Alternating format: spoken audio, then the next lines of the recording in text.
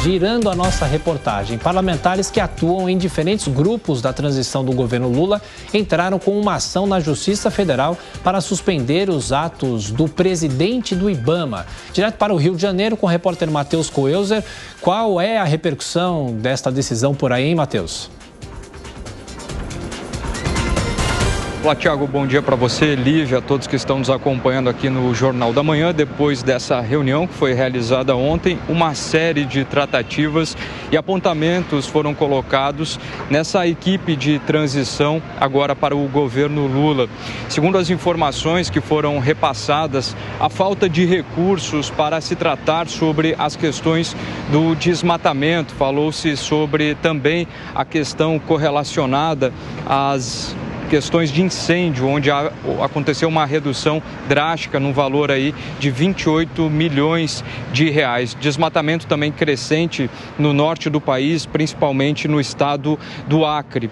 Essa representação, a equipe que está fazendo essa transição, também falou sobre a dificuldade de obter esses dados que são extremamente importantes para traçar o futuro e o que vai acontecer nos próximos meses, nos próximos anos, com então o Lula estando na presidência do país. Esses novos dados que foram levantados devem ser apresentados daqui a alguns dias, no dia 11 de dezembro, segundo as informações repassadas. Isso já deve constar nesse relatório. Eu falo aqui em frente ao IBAMA, no centro do Rio de Janeiro. Algumas fontes com que eu conversei falam também dessa dificuldade, dessa morosidade em relação a esse trabalho.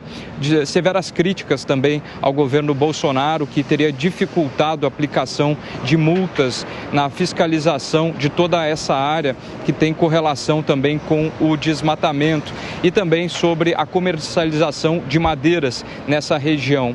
Também as pessoas que estão ligadas, autoridades ligadas nessa área, falaram também sobre a importância da demarcação indígena nessa região. E eles falaram sobre um trabalho também multidisciplinar para que tudo isso possa transcorrer de forma mais presente e de forma mais efetiva. Ainda segundo o que foi apresentado nessa reunião, os resultados já devem ser notados no primeiro trimestre do governo Lula. Toda essa discussão, ela foi ampla, contou com muitas pessoas, e eles têm falado que no meio ambiente, no que diz respeito às questões do meio ambiente, está se tendo maior dificuldade do que outras áreas nessa transição de governo. Portanto, essas informações também já foram trazidas para o IBAMA, e o IBAMA confirma sobre essa dificuldade no trabalho, na execução de todas essas atividades. Thiago. Matheus Coelzer, do Rio de Janeiro. Agora, falando sobre esse assunto ainda com os nossos comentaristas, deputado Coronel Tadeu, há realmente esse desmonte no IBAMA e essas multas que não são pagas? Tiago, eu acredito que não, desmonte nenhum. Os mesmos funcionários que trabalharam nos governos anteriores são os mesmos. Eu não lembro de nenhum funcionário do IBAMA, salvo alguma exceção, ter sido submetido a um processo administrativo e ter sido demitido. Aliás, o IBAMA, para falar especificamente desse órgão, ele é uma caixa preta cheia de surpresas. Ali, se você quiser fazer a coisa correta, você vai se deparar com inúmeros entraves, inclusive os políticos, que apadrinham os seus madeireiros. Cada político ali do Nordeste é bem provável que tenha o seu madeireiro de estimação e tenta fazer a proteção dele de todas as formas. Eu me lembro quando o ministro Ricardo Salles assumiu o Ministério do Meio Ambiente e tentou implantar uma política severa e foi absolutamente bombardeado mesmo, principalmente pelo Congresso e pela ala da esquerda.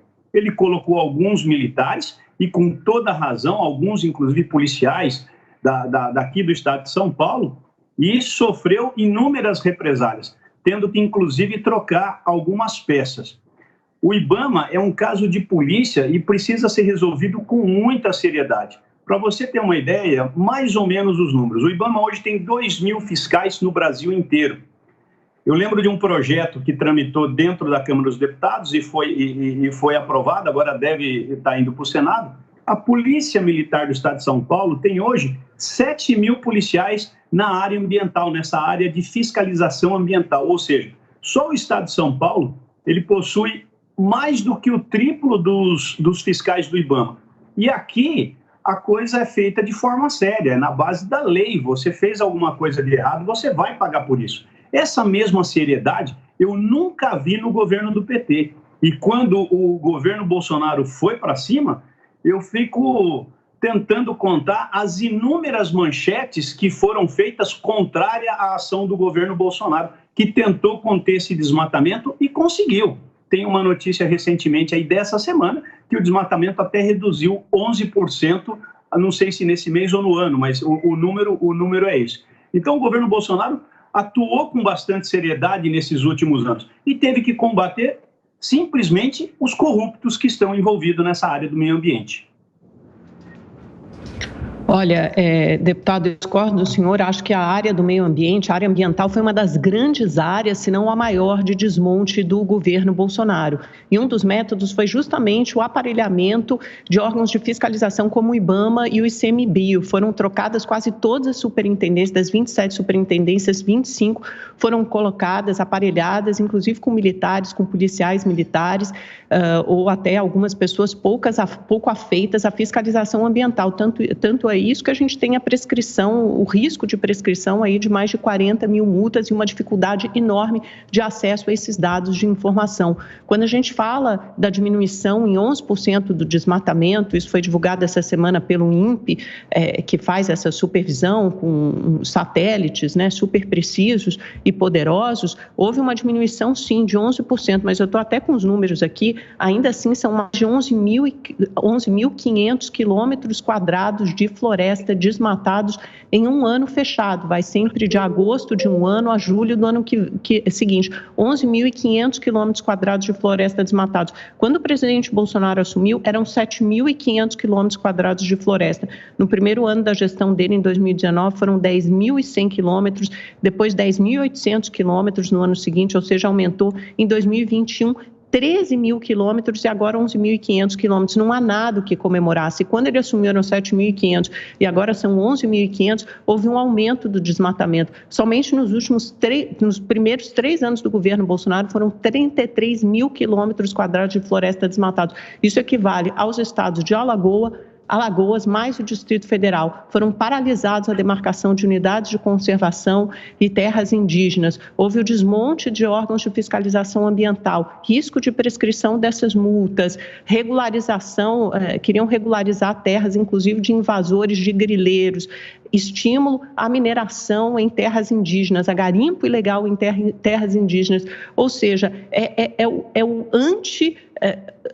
tudo o que é feito no mundo em matérias avançadas de proteção climática foi feito exatamente antítese no governo Bolsonaro, e isso explica em grande medida o nosso isolamento na seara internacional. É justamente o que esse governo vai tentar desfazer, tanto é que a primeira viagem do presidente Lula foi justamente a COP agora no Egito, levou a tiracolo a Isabela Teixeira, Marina Silva, que são 2 pessoas da maior respeitabilidade internacional no que diz respeito ao meio ambiente. Vai dar muito trabalho. E lembrar de novo que o desmatamento de florestas é a área de maior emissão de carbono, é justamente o desmatamento de floresta. É justamente por isso que nós somos tão mal vistos hoje no cenário internacional. Isso tem que mudar imediatamente. Amanda, me permita só uma ponderação bem rápida. Eu não sei qual é o seu conceito de aparelhamento, mas quando eu falo essa palavra aparelhamento, para mim é colocar bandidos dentro de uma determinada área. E quando você fala aparelhamento, eu gostaria daqui de fazer a defesa da escolha dos profissionais que o ministro Salles escolheu à época, quando foi nomeado ministro, porque são todos policiais militares absolutamente experimentados com a área ambiental. Trabalharam mais de 30 anos fazendo a fiscalização no estado de São Paulo. E que eu me recordo, eu nunca vi nenhum escândalo no meio ambiente aqui no estado de São Paulo. Ou seja, o Salles contratou pessoas técnicas, especializadas e com pleno conhecimento para atuar. E vou te dizer uma coisa, acompanhei uma operação na Amazônia, que eu tive a oportunidade de ir, e posso atestar a qualificação, a qualidade desses profissionais que o Salles escolheu para trabalhar no meio ambiente. Só que ele foi, e eu falo para você, Amanda, com toda certeza, ele teve problemas políticos muito grandes, muito fortes, principalmente com o Congresso, foi aquilo que eu falei. É muito provável que muitos políticos lá do Norte e Nordeste tenham os seus madeireiros, os seus garimpeiros de estimação, e isso, infelizmente, fica difícil combater. O Brasil tem muitos problemas e no meio ambiente eu não vou negar, existem os problemas, mas o governo atuou com bastante seriedade. Deputado, só para então fazer a contraposição, quando eu falo em aparelhamento, eu não penso em aparelhamento com bandidagem, não. Eu penso em aparelhamento de órgãos que deveriam fazer a fiscalização de meio ambiente, no entanto, deveriam promover os próprios funcionários de carreira do ICMBio e IBAMA. Esses são os mais adequados para lidar com as áreas de fiscalização que eles conhecem tão bem. Ao meu ver, o maior escândalo dessa gestão é você ter quase 45 mil quilômetros quadrados de floresta desmatados em 4 anos. Você tem uma clara aceleração do desmatamento. E é por isso que o Brasil vem contribuindo negativamente com a questão climática mundial e é por isso que somos tão mal vistos na seara internacional. Quando você fala de exportação de madeira ilegal, isso teve no cerne do afastamento, da queda do ex-ministro Ricardo Salles, que foi até nosso colega na Jovem Pan, deputado eleito, durante o governo Bolsonaro. Esteve no cerne do seu afastamento do Ministério e foi investigado, ou é investigado, pela Polícia Federal. Temos questões aí muito difíceis e delicadas para lidar no meio ambiente, mas que claramente houve um desmonte da fiscalização desses órgãos ambientais e uma aceleração do desmatamento. Isso sim eu classifico como um grande aparelhamento e como um grande escândalo desse governo. Certamente houve uma destruição do meio ambiente e isso é inegável. Qualquer lado que a gente olhe, isso é inegável. Os números estão aí para quem quiser ver. Olha, eu acho que a única coisa inegável é que essa história já foi desmentida várias vezes, porque a realidade é justamente o contrário.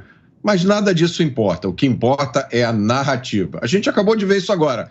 Quando o MST invade alguma terra, são trabalhadores sem terra. Mas quando os invasores não são do MST, como é que eles são chamados? Grileiros. Essa indústria de proteção ambiental, muita gente não sabe disso, é uma indústria multimilionária.